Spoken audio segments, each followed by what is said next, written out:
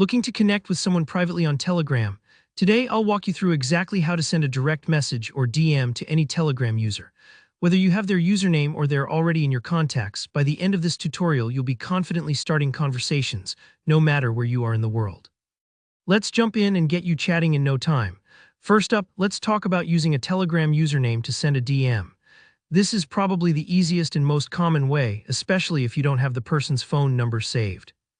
Maybe you met someone online in a group, or you just know their username from their Instagram bio or a Telegram channel.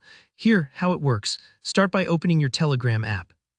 If you're on mobile, it's that familiar blue paper plane icon. On desktop, it looks just the same. Once you're in, locate the search icon, the little magnifying glass usually sitting at the top of your screen. Give that a tap. Now you'll want to type in the recipient's username exactly as it appears, starting with the @ symbol.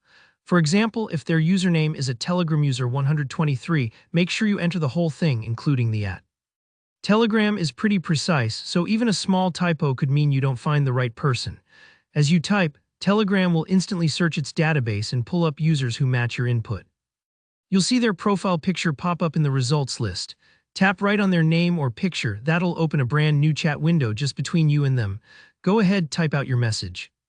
Whether it's a quick hello, a question, or something more detailed, once you're happy with what you've written, simply tap send. That's it, you've just sent your first DM using a username. And don't worry if you're messaging someone for the first time, Telegram gives them a prompt so they know you're not a spam bot. Now let's look at the second method, which is messaging someone directly from your contacts. This is perfect if the person is already saved in your phone and they use Telegram.